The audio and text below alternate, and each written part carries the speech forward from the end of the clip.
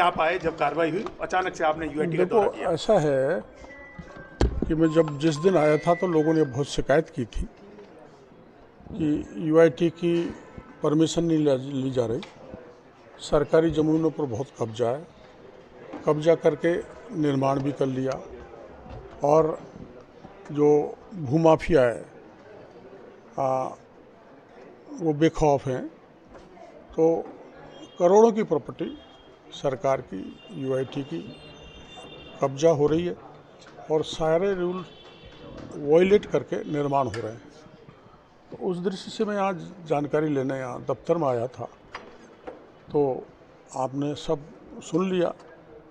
ये अधिकारी कर्मचारी कुछ हेल्पलेस से लगे, तो अब अभी तो मेरी शुरुआत ही है, धीरे धीरे इनको मजबूत करेंगे ताकि कोई ऐसा राजनीतिक दबाव या माफियाओं का दबाव नहीं आए जिससे यूआईटी निष्पक्ष रूप से कार्रवाई नहीं कर सके। प्रारंभिक तौर पे क्या लगता है कि अफसरों पे किन का ज़्यादा दबाव है, लोकलाइज दबाव है या अंडर प्रेशर है या पुरानी परंपरा चली आ रही है? अभी तो ये तो मेरा दूसरा दिन ही है, थोड़ा धीरे धीरे पता लगेगा।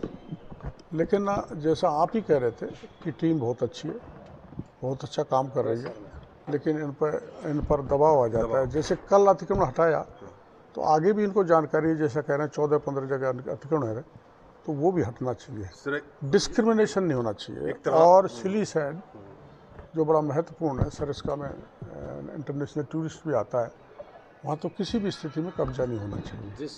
और कब्जा हुआ है, बिना परमिशन कंस्ट्रक्शन हुआ है, तो वो हटना चाहिए। मैं ऊपर भी बात करूँगा, मौका देख के इनको भी निर्देशित करूँगा। तो यूआईटी में 10 से 15 वर्षों से यहाँ कई अधिकारी या मंडली मार के बैठे हैं जिनकी सह से कई अवैध काम होते हैं। हाँ, ये हो सकता है।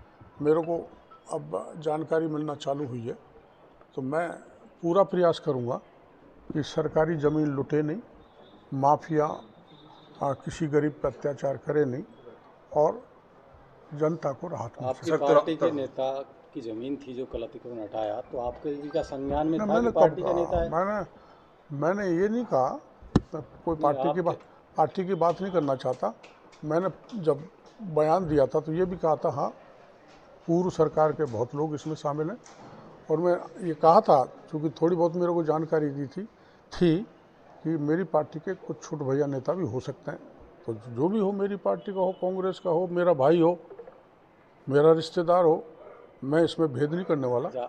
जिस किसी का भी मिलेगा तो निष्पक्षता से पूरी कार्रवाई करेंगे। आने के बाद में इतना ज़रूर हुआ है कि जिस नेता की ज़मीन पर अतिक्रमण हटा है, उसी नेता ने मंदिर माफी की ज़मीन पे भी डिक्री लेने के लिए आवेदन कर रखा है। अगर आपका ये दस्तक यहाँ नहीं होती तो कुछ दिन बाद आपको पता लगा कि उसने मंदिर माफी ज़मीन पे भी डिक्री ले ली होती। कर लेते हैं लोग बाग, क्या है लोगों का ये, मैं इसको कुकर्म कहूँगा, जो मंदिर माफी की ज़मीन को भी नहीं छोड़ें, करते हैं। सरकारी मशीनरी भी कुछ ऐसी है, दबाव में आ जाते हैं, कुछ लेन देन हो जाते हैं, ऐसे हो जाता है।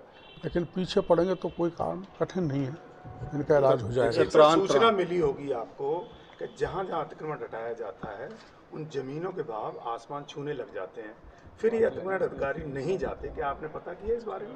नहीं, अतिक्रमण हट जाते हैं वहाँ तो फिर उस जमीन को कोई खरीदता नहीं आसानी से। नहीं, पर ये संपत्ति का बोर्ड भी नहीं लगाते, पर उस पर तुरंत भूमाफिया मिलके बड़ी पैसा काट देते हैं। उसमें भूमाफिया प्लस राजनीतिक तंत्र प्लस सरकार का तंत्र मिल जाता है। ये इट इज़ एवरीवेयर।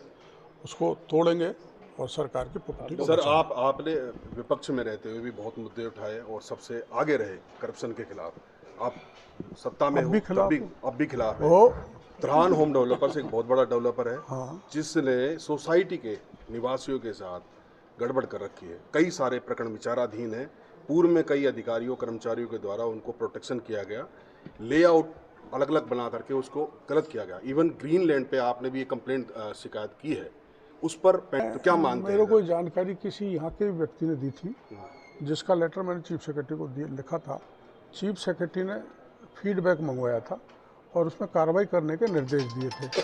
अब आज सेक्रेटरी यहाँ है नहीं, तो जानकारी अधूरी मिली है। ऐसा हुआ है तो कोई कितना ही बड़ा हो, उसका भी हटवाएंगे। उसी प्रकरण में हमने खबर चलाई थी, तो मुझे बिल्डर त्राण ने धमकी दी है उसी प्रकरण में। तो पत्रकार खासतौर पर, एक मिनट, खासतौर पर जो पत्रकार करप्शन के खिलाफ हैं, जो इस तरह के मुद्दे उठाते हैं, उनके प्रोटेक्शन के लिए भी आपकी सरकार या आप पत्रकार करप्शन के खिलाफ है, अवैध कार्यों के खिलाफ है, भूमाफिया लुटेरों को, अनैतिक आचरण करने को वालों को, कानून बिगाड़ने वाले को, ज़मीनों पे कब्जा करने वालों को लिए लिखेगा, उसके साथ मैं हूँ और उसके धमकाने वाले का भी इलाज मैं ही कर दूंगा। आपको चिंता नहीं है, कोई कानून लाने की जरूरत नहीं है। से जुड़े अवैध बहाव और बसाव क्षेत्र में चल रहे हैं हम, एक बार देख के मैं बताऊँ।